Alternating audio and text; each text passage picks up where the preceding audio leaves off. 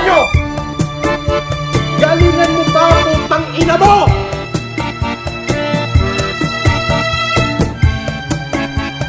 Manalo achievement na yun. Why? To all the people of Cebu is being born. Will change. Why? Because it is depend upon the person now who lives in the capital. Ulit-ulit nakakulong ako ito! Sino may kasalanan? Kasalanan nyo! Tingnan natin si Chef Francis Marcos. Putang ina! Wow! Ayun! Fuck you!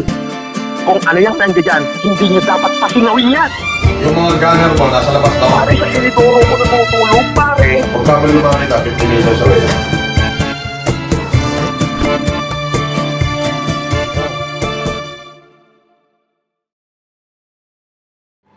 At saka pag bailable ang kaso, naku, huwag nyo na ako pinagtatatakot sa ganyan.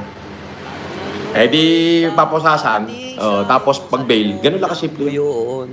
Donatin mo ako. Tutumbongin kita. So what's up sa mga kahombre ko dyan? Makagagawas up man na naman niya pala to. At ito mga kahombre ko, meron pong bagong kaganapan sa mundo na malapit na mawasak ni Norman Gusgusin. Di ba yan ang gusto mo? Eto na, pagbibigyan ka namin ng malupit. Oo! Oh! Hinahanap mo ba ako sa Facebook? Na-report kasi yung main, pero babalik yon. Pero sa ngayon, dito muna tayo sa second page ko. MGWM!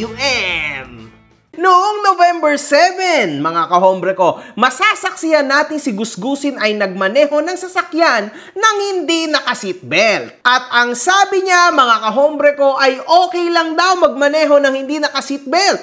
Naka-live ako sa FB, nasa loob lang ako ng subdivision. Wala ako sa National Highway. Pag nasa loob ka ng subdivision at wala ka sa National Highway, wala namang nanguhuli dito, wala namang pulis. Kasi subdivision yun. Kahit hindi ka mag-seatbelt, gusto mo tumayo ka pa, lumabas ka pa sa kalsada mo, mag-twerk ka pa.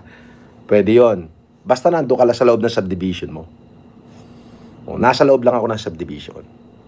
Pero pagka lalabas na ako ng National Highway, of course, naka-seatbelt ako. Kasi maraming camera dyan sa National Highway. Lalo na sa EDSA. Di ba? Ikaw naman, magko-call out ka pa ng LTO eh. Hindi mo naman alam kung ano nangyayari. Naka-live ako, walang seatbelt. Nasa loob ako ng subdivision. Wala ako sa National Highway. Kahit sa Barangay Road, wala ako. Subdivision. Loob ng subdivision. Huwag niyong kakalimutan, ito pong tao na ito ay napakasinungaling. Halatang-halata naman na siya ay nasa malaking road, mga kahombre ko. Kitang-kita po yan sa background niya. Dito, mga kahombre ko, sa simula, makikitang inaayos-ayos niya ang kanyang cellphone na nakakagambala sa kanyang pagmamaneho, mga kahombre ko. So, very, very distracted po ang bidang-bida sa kaeng-engan at kaengotan na si Norman Gusgusin. Pinaliwanag rin natin yan noon ang sari-saring batas na napaglalabagho ng tao na ito. Tulad na lang ng Republic Act No. 8750 or the Seatbelts Used Act of 99 at ang Anti-Distracted Driving Act or Republic Act No. 10913. Kamakailan lang din mga kahombre ko, lumipat na naman ito ng panibagong titirahan kung saay makikita nating nagmaneho na naman ito muli ng walang seatbelt at paggamit ng cellphone, mga kahombre ko. Tignan nyo mabuti. Sa kaparehong gabi, mga kahombre ko, dito na nga po nangyari na ipinaliwanag niya na hindi naman siya nakakalabag sa kahit na anong article ng LTO dahil nasa loob lang naman daw siya ng subdivision. Pag nasa loob ka ng subdivision at wala ka sa National Highway, wala namang nanguhuli dito, wala namang pulis. Kasi subdivision yun. Yes, mga kahombre ko. Tama kayo. Ayan po ang mga sagot ng taong mga walang utak, mga kahombre ko. At mga taong nineneglect ang batas sa Pilipinas. Sana literal na mabigyan itong tao na ito ng lesson. Nananawagan ho ako sa LTO. Kasi napakarami at napakalaki na po ng mga kasalanan na nagagawa ng tao na ito online. Mga kahombre ko, naranasan ko maging OFW at naging sobrang hirap ng sitwasyon ko. Trabaho, walang katapusan trabaho, at syempre, sakripisyo. Alam niyo yung hard-earned money nyo, wag nyo nang ibibigay pa sa mga pinagpapadalahan nyo ng pera. Kasi sa panahon ngayon, yung mga pinagpapadalahan yung ibang mga application or physical ng pera, napakalalaki ng transaction fees. Kaya dito ka na lang sa TapTapSend. Mga kahombre ko, sobrang nakakatuwa tong app na to. Dahil bukod sa napakatinding exchange rates nito, zero fees pa pagdating sa pagpapadala mo sa bangko at mobile wallets tulad ng GCash at Maya. 95% ng mga transaction ay dumadating agad just within 5 minutes. Napakasulit talaga nito mga kahombre ko. Now, kung gusto mo mapadali ang buhay mo tulad ng mga sinabi ko, i-download mo na ang TapTapSend. After mong i-download ito, mag-sign up ka na. Pero syempre mga kahombre ko, huwag mong kakalimutan ang promo code ko na makagago nang magkaroon ka ng extra $20. Totoo yun, $20 sa ipapadala mo sa una mong deposit. Ano pa ang inihintay mo, kahombre ko? I-tap-tap-send mo na yan.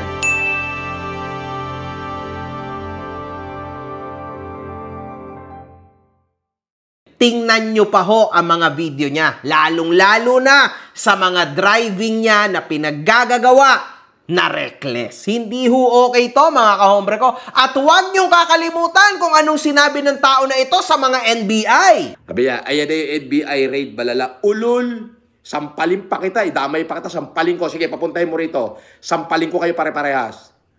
Ulol, sino tinakot mo? Mga pagkawala substance yung sasabihin mo rito, dyan na daw NBI. Ulol, unggoy, takot nga sa akin yun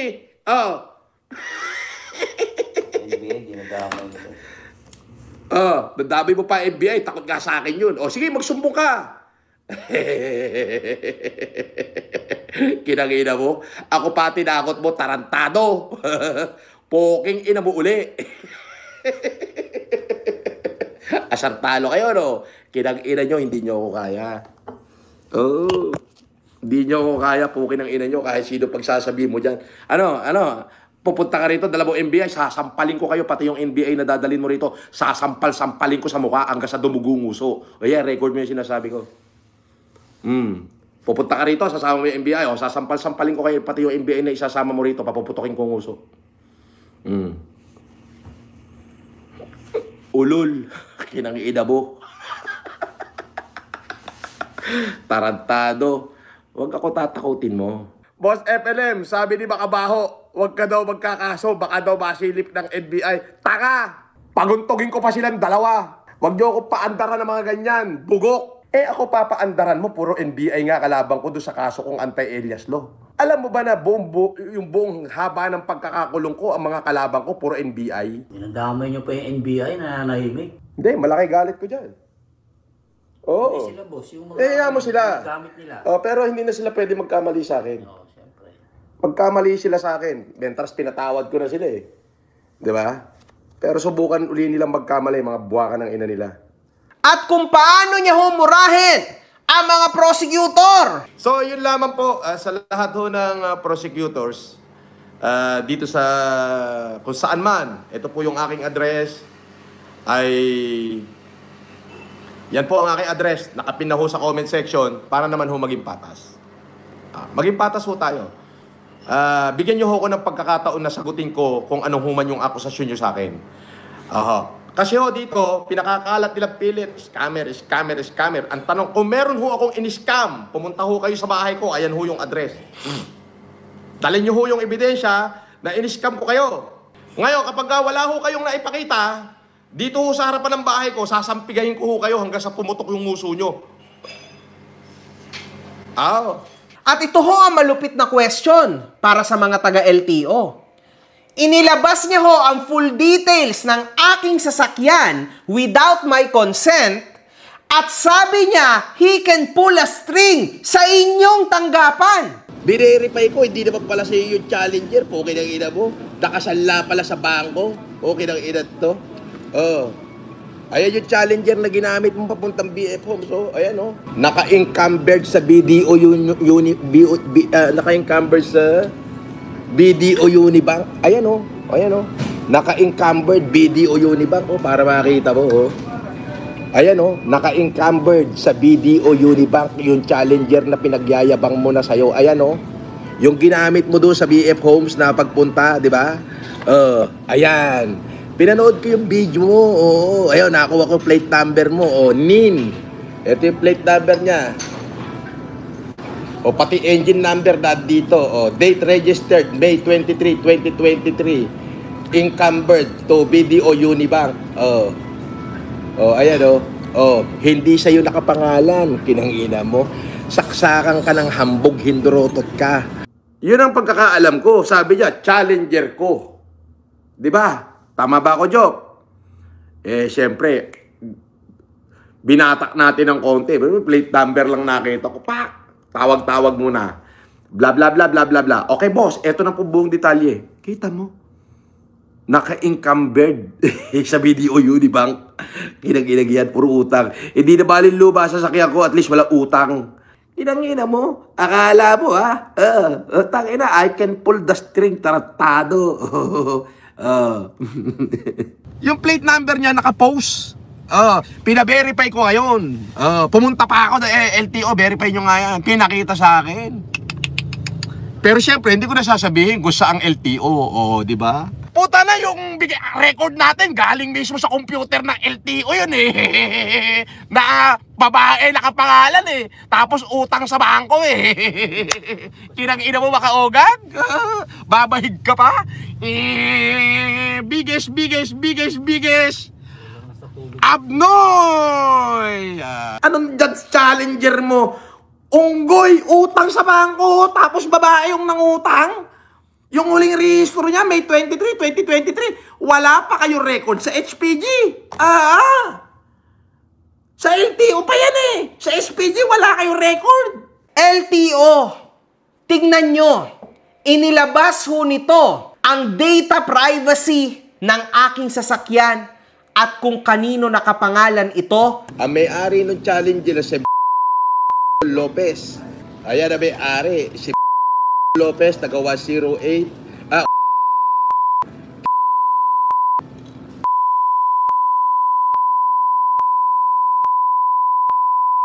Ano, kala ko ba sa'yo yung Challenger po? Kinang-ina mo, apakasinungaling mo rin. Dahil daw, Tangina, I can pull the string, taratado. yes, nakakagulat to.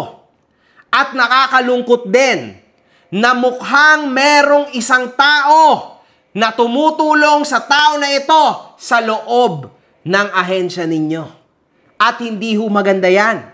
Nakakatakot yan para sa aming mga simpleng mamamayan. Kasi pwede pala na ganun-ganun lang. At maipublish mismo kung sino nagmamayari ng sasakyan na ito. At hindi lang yon LTO. Nalaman niya pa kung paano namin to binabayaran monthly ang aking sasakyan. BDO Unibank ang may-ari, 2023 pa. Oo, inutang ng babae. Ibig sabihin ng encumbered, hindi malilipat sa pangalan ng may-ari hanggat di niya nababayaran. So, ibig sabihin, utang at hindi ikaw may-ari. Babae, tolongges. Grabe! Umabot pa siya sa ganong kalalim. Hanggang sa kung paano namin to binayaran at kung saang bangko. Hindi ba para sa mga personnel ng LTO, ito ay kahiya-hiya para sa inyo? Bilang ako ay simpleng mamamayang Pilipino, hindi maganda na kayang-kaya niya palang paikutin ang ahensya nyo. Dahil ayan ang sinabi niya. Tangina, I can pull the string, taratado. Kung gano'n naman ho pala, napalakasan lang ang sitwasyon sa mga ahensya natin dito sa Pilipinas. Nakakaawa naman ho yung mga taong lumalaban ng patas. So dapat lang masilip ng sagad. Kasi ang bali-balita ko Ayan daw sasakyan niya ay paso na ho ang rehistro. At huwag kakalimutan, para sa mga taga-LTO, ginagamit niya ho at nilalagay niya pa ng napakatindi sa harap ng sasakyan niya, yung plaka ng Marcos. Bakit? Bakit mo nilalagay at ba't ka naglalagay ng plaka na may nakasulat na Marcos? Para hindi ka matigil? Para exempted ka sa lahat ng kabalbalan mo? Ayan ang maganda para sa mga tropa natin sa LTO. Tingnan nyo hong mabuti ang mga kabulastugan at katarantaduhan ng tao na ito kasi marami huyang katarantaduhan na ginagawa. Legit! At sa araw-araw niyang pagbibideo, makikita at mapapansin ho natin na talagang parang wala na siyang binabatas. Kumbaga siya na lang mismo ang gumagawa ng batas niya. Kahit ano na lang, basta gagawin niya ang lahat ng gusto niya. LTO! Kami hubay makakakuha ng hustisya dahil sa pinapakita ng tao na ito na parang he can pull a string sa inyong ahensya. Tangina, I can pull the string, taratado. O hindi. Tangina, I can pull the string, taratado. Anyway, tignan natin yan mga kahombre ko at makikita natin ang mangyayari dyan. Kasi for sure, once na pinalagpas nyo yan, nako, NBI nga, pinagmumura niyan eh. NBI nga, sasampigahin daw ang mga bunganga. Pupunta ka rito, dalawang NBI, sasampalin ko kayo, pati yung NBI na dadalhin mo rito, sasampal-sampalin ko sa mukha hanggang sa dumugong uso. O yan, record mo yung sinasabi ko. Eh, ang LTO pa kaya? Diba? NBI na yun ha, ginanon niya pa. LTO pa kaya?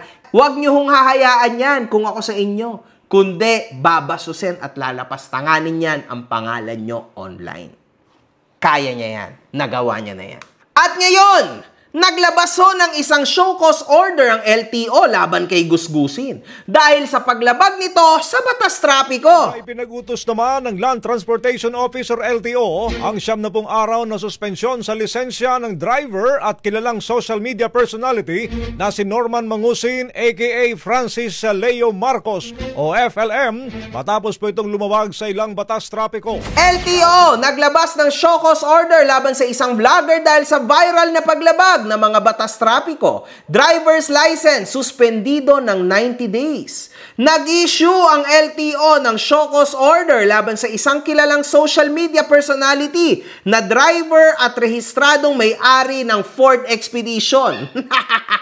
Matapos kumalat sa social media ang isang video na nagpapakita ng ilang paglabag sa batas trapiko. Sa naturang viral video, makikita minamaneo ng vlogger ang sasakyan gamit ang peking plaka. Ayun, peking plaka.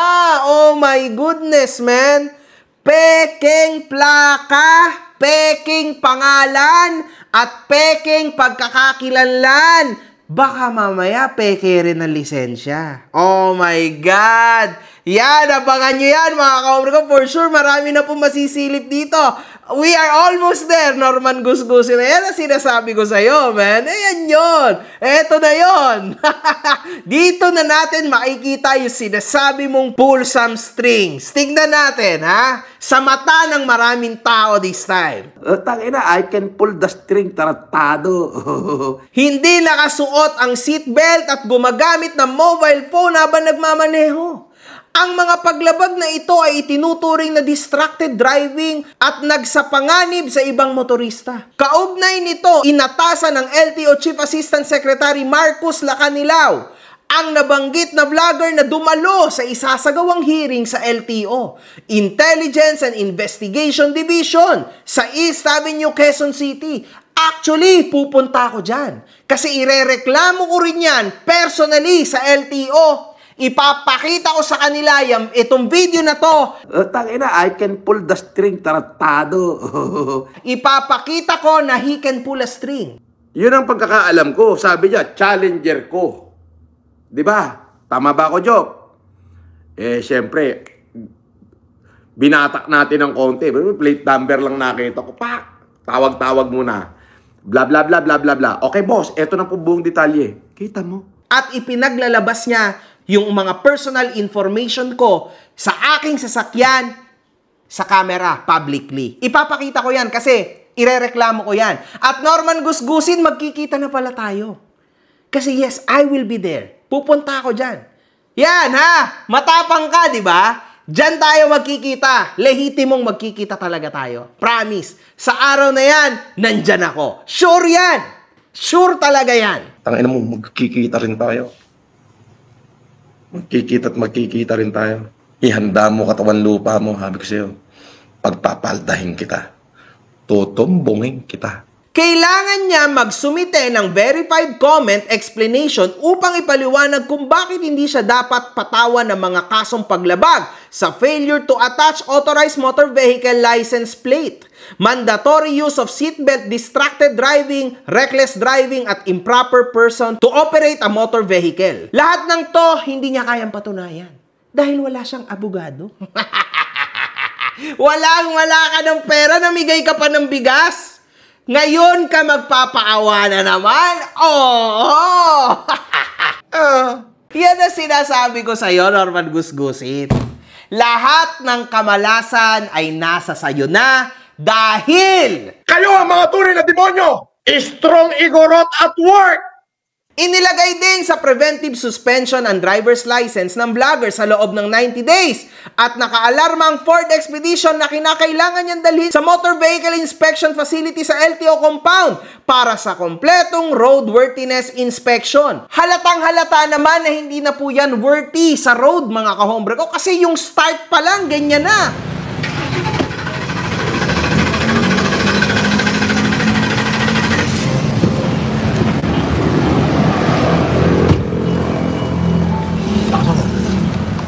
Puta, bulok na yung sasakyan ni Aling, ni Mr. Pogi. Bulok na sasakyan na ho yan, kakarag-karag na at yan na lang ang natitira sa'yo, mawawala pa. Nagbabala si Asek Lacanlao sa vlogger na kapag nabigong dumalo o magsumite ng komento ito, ay ituturing sa pagbabaliwala sa kanyang karapatang maipagtanggol ang sarili at magpatuloy ang LTO sa pagresolba ng kaso batay sa mga dokumentong meron ang ahensya. Para ho sa LTO, wala naman huyang ibibitaw. Wala huyang maipapaliwanag. Mga ikinaso nga sa amin, puro hearsay. Paano niya to lulusutan? Paano niya to ipapaliwanag, aber? Ayan, Norman Gusgusin. Good luck sa'yo, ha? Pero magkikita na tayo very soon. Siguraduhin mo na handa ka at siguraduhin mo na totoong handa si Casper na kung ano-anong angas ang pinagsasabi sa social media. Talaga ba, ha? Tingnan nga natin kung lehitimo nga na kaya mo at you can pull a string. Tangina, I can pull the string, taratado. Sa LTO. Tignan nga natin, mga kahombre ko. Gusto kong makita yan. Oo, pero walang bearing yan. Gonggong yang hinayupak na yan. Sampal-sampalin ko pa yan pag nakita ko yan eh. So, anong suspended sa kanya? Yung Norman or Francis? Nakikita nyo na? Para ho sa mga LTO. Ayan yun. Kasi wala ho siyang tunay na pagkakakilanlan. Be careful. Kasi legit yan. Legit ho yan. Napakita na namin ng how many times. Eto nga, siya mismo nagpakita. Magkaiba ho ang date of birth ng passport niya at PSA. At magkaiba rin ang place of birth ng kanyang passport at PSA. Siya ho mismo nagpakita niyan, LTO. Ano ho ba ang pwedeng mangyari ngayon? Dual personality ho yan. Dapat talaga nagka-question na ang PSA at ang DFA kung paano nangyari na meron dalawa ito na identity ang isang tao. Hindi ba bawal yan, mga boss? Mga kahombre ko, dapat ho ay mas maging maingay tayo. Kasi ito na, ang simula ng lehitimong kalbaryo ni Norman Gusgusin. At para ito sa inyo, mga OFW, pagbubukas ito ng mata sa mga taong nabubulag pa rin ng tao na ito. Norman Mangusin, naniniwala ka na ba? Yan ang sinasabi ko matagal ng panahon. Mag-Philippine loop ka, prosecutors, RTC, at warrant of arrest edition. Parati kang nagmamayabang, pagbabanta, hindi uubra sa akin yan. Kasi literal na ipapahoyo kita. January, Norman Gusgusi. That is the game. One love with fucking vibes. Mga putang ina nyo kayo.